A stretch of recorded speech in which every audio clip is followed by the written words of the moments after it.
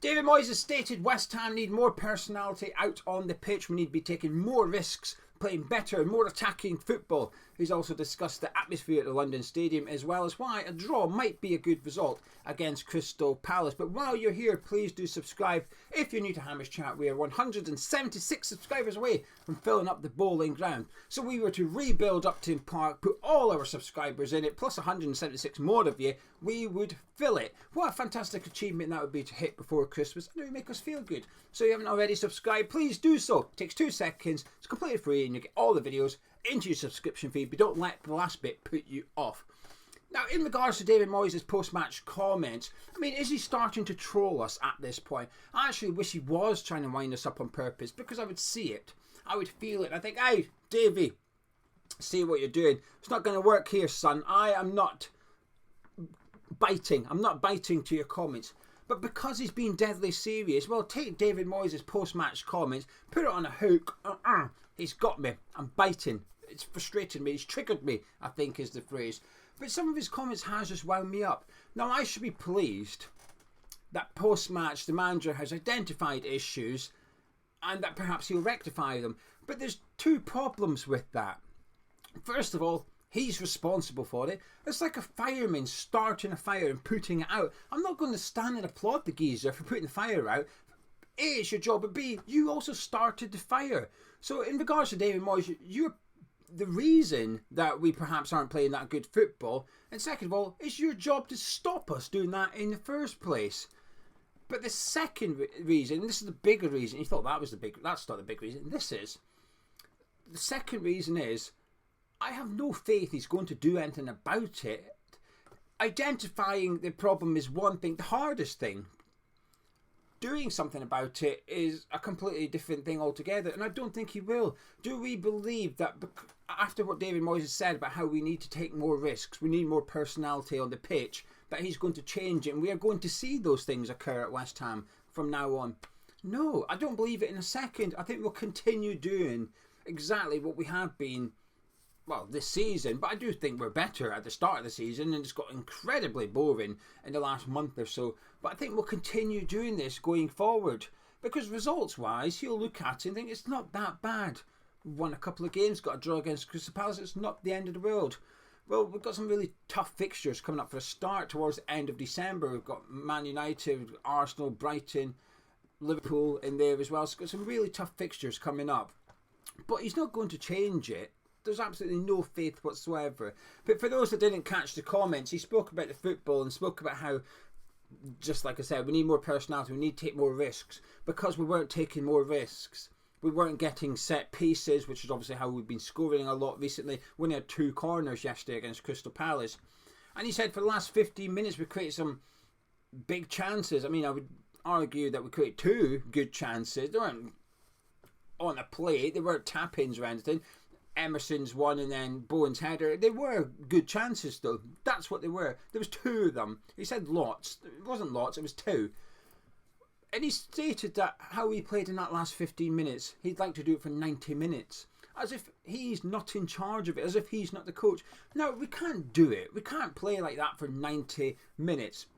Let's take the most attacking teams in the Premier League. Tottenham, Newcastle at times, Manchester City, Liverpool, they don't play like it for 90 minutes. We watched a game yesterday against Man City and Tottenham. It was a fantastic game of football to watch. Man City barely had any shots in the second half, so even they can't do it week in, week out against every single opponent, so we're not going to be able to do it either. But I don't think anyone's asking for that. I don't think anyone's asking for West Ham to attack for 90 minutes non-stop regardless. Maybe they are, maybe there are, but the vibe I'm picking up from subscribers in the comments isn't that. And I can only speak for myself here. I'm not asking for that. I just want a bit more entertainment. It's just incredibly boring at the minute. And yesterday, I think the worst thing is it was incredibly predictable. Now, you could see that, first of all, the attendance felt a little bit low. There was a lot of empty seats. No, I'm not criticising anyone for not going. I completely get it. The train strikes were on, doesn't help. The weather didn't help. December's a busy month anyway, etc. There's lots of reasons not to go to football at the minute, but there's enough reasons not to go to the football without the football being boring thrown on top as well. We've all been there. We've all had a game that we're going to go to and you're not particularly looking forward to it because you didn't believe it was going to be entertaining, that was definitely yesterday's game as well. Nice hard edit here. Thanks for that, career driver. The doorbell went. Mid-rant I was enjoying that. Anyway, before we get back into talking about David Moyes' comments, at the minute we're doing our Christmas offers. One new offer every single day and it only lasts for 24 hours. We kicked it off this morning, which is 20% off all mugs at our online store. That does not include Gonzo. Go to hammerschatstore.com/mugs or the link in the description. You get 20% off all of them. If you don't need any codes or any fancy links or anything like that, just head to the website. All mugs are now reduced by 20%, so you can get your DNA mug there. One's West Ham, always West Ham, down the generations it goes. We've got some mugs that celebrate our win over in Prague. And then we've got our first ever piece of merchandise, which is the Next Level mug. Next Level mug, world class tea in a world class mug. Took that out a few years ago, designed it with Frankie. It's still going strong on the store, although not as popular as it once was, but still there. 20% off all mugs. Tomorrow morning at 8:30 there will be a new offer and the mugs will go back up to full price. So if you fancy getting yourself something to hold your brew in, head over to hammerschatstore.com. Right, David Moyes, he speaks about the fans a little bit, but he also spoke about a good point. But the reason he said it was maybe a good point is because Crystal Palace have won here 3 or 4 times recently, so maybe a point's a good result. What's that got to do with Pemping? Well, in that case, Moyes saw this. I've seen Slaven Bilic go to the Etihad and Anfield win, so does that mean you're going to go to Etihad and Anfield win later on this season? Probably not. But do you know something? That would be unfair. It would be unfair to suggest that you should go to Anfield and the Etihad and win because Slaven Bilic has done so. Just like it's a bit silly to expect us to get beat because we've got beaten in the past at home to Crystal Palace. Palace are not a good team. That's not a good Crystal Palace side. They had zero desire to win that game yesterday. They were missing 2 of their 5 best players. I say 5 best players. I like 5. I'm biased. I like 5 of their players. I think Gay and Anderson are fantastic centre backs. I think Decoy is a really good defensive midfielder. Elisa is a fantastic player.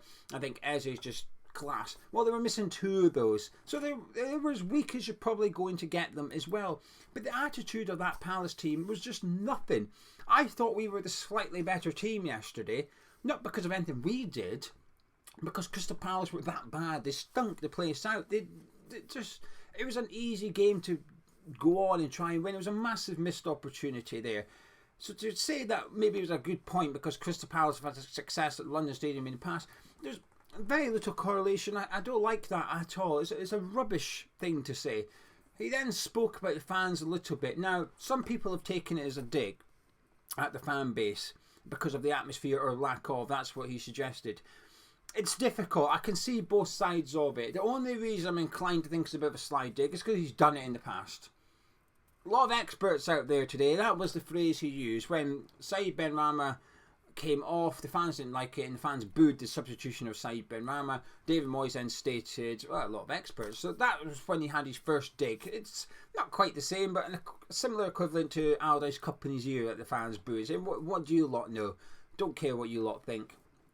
And he sort of suggested it yesterday, saying that Sunday 2 p.m, again, the atmosphere wasn't there. Now, he did, and this is why I don't think it was a complete dig, he did suggest it's because the football isn't exciting enough. The football isn't getting the fans going. And I'm making correct. I completely agree with him if that's what he genuinely means. If he means the football's too boring, so the fans are struggling to get going, because unlike the correlation between the past results in this team, there is a correlation between how the team performs and the atmosphere in the stands.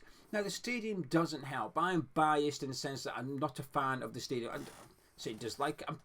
I don't dislike it anymore. I don't like it. I'm just neutral to it. It stopped bothering me. It's put me off going. I don't attend games nearly as much as I used to. Part of the reason is geography, part of the reason is money, and part of the reason is because I just don't enjoy the experience that much. I don't enjoy it. However, I did used to go to London Stadium a lot, but my personal life's changed. My situation's changed for reasons A and B, geography and money. But I get it. If people don't want to go because they don't like the stadium or they don't like the football, I completely understand. And I'm glad he's acknowledging that the team has a direct influence on how that atmosphere is. But he's got to do something about it. Now, the last thing I want to talk about is, well, there's 2 things. First of all, he's got to now sub some of his players he doesn't want to sub. The last 10 minutes or 15 minutes of that game yesterday, I was disappointed that Souček wasn't in the box. Now, like I said, I think tactically, as a strategy, I think drawing until the 80th minute and then starting whapping in a load of crosses for Souček to get on the end of, I don't think it's ideal. But at least it's worked. I don't even feel we did that yesterday. I'm genuinely baffled as to why we didn't try what has been working for us. Now I know why.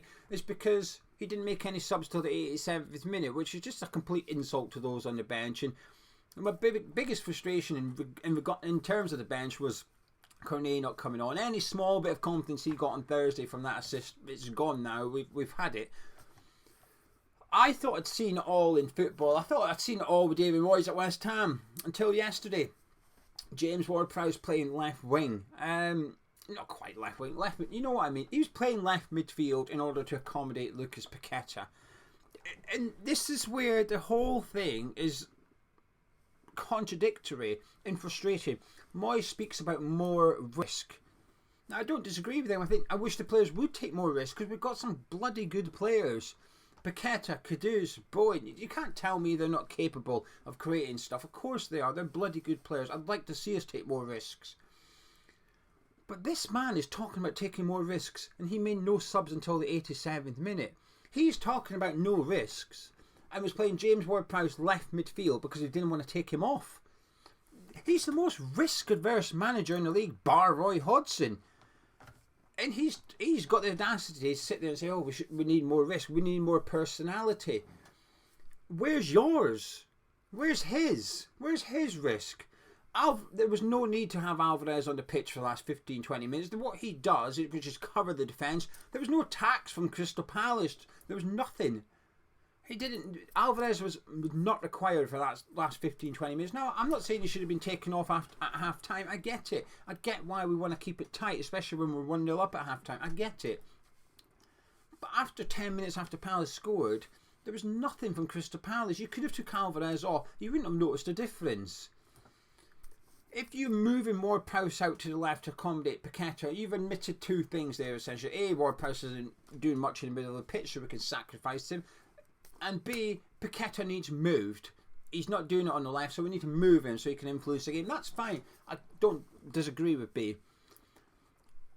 But when you've got Benrahma, Cornet and Fornals, and the reason I use Fornals is because at least he's got plenty of experience playing on the left. I don't like him there necessarily, but at least he can do it. You've got them sat on the bench, but instead of bringing one of them on for Ward-Prowse and moving Paqueta, you keep Ward-Prowse on. And the reason Ward-Prowse remained on the pitch is in case we got a free kick or perhaps a corner. Now, I'd argue Bowen's capable of whipping in a good corner himself. Not as good as Ward-Prowse, though. Ward-Prowse stayed on that pitch in case we got a set piece. Souček stayed on the pitch in case he got in the box and got on the end of something. Paqueta wasn't good yesterday. He deserved to be brought off. But you can't. He had to stay on the pitch in case he did something. Now, he nearly did that pass to Emerson. That's why he was left on the pitch, because he's capable of doing something that nobody else in the team really is. We've seen him with his goals against Olympiacos. He's capable of winning the game for us with a moment of brilliance. So he stays on the pitch. Talk about risk. Well, I guess David Moyes did take one massive risk. He was hoping and praying that one of our players would do something, a moment of individual brilliance in order to win that game yesterday. And ironically, that is risky. It's an incredibly risky strategy. He has a substitute there full of Premier League capable, talented players, international players that can't come on. We needed a striker. We're crying out for a striker. He sorted out Bowen and Kudus, who had crosses coming in from either side. Souček wasn't in the middle until the last 2 minutes, and there was no striker in the middle. At one point, we crossed it to James Ward-Prowse. Oh yeah, that prolific goal scorer with his head. It was just frustrating. It's incredibly frustrating. And his comments after the match have almost wound me up further. I'm getting wound up talking about it. It's like, this is almost like a therapy session for me. I'm getting it off my chest. Do you know how boring that game was? I know people are going to laugh at this and think it sounds a bit entitled, right? But I watch every game twice. I think it's important. I watch it live. It's emotional. Blah, blah. But when you're watching it live, you miss things. because you're emotionally attached, you perhaps don't notice the positioning of a player not on the ball, etc. So I watch it back again, usually the following day. I'll watch it back because I know what's happened. The emotion's gone. I know Kudus is away to score. So while Kudus is running into the box, I can now maybe concentrate on what Jared Bowen's doing. Is Jared Bowen's positioning pivotal to Mohamed Kudus getting that goal? I can watch other things. I haven't watched the Crystal Palace one back, and it's the first time this season I've not watched the game back yet, and I won't watch it back because it was that bad. It was that boring. Like I said, I appreciate it's a little bit of a pathetic thing to say,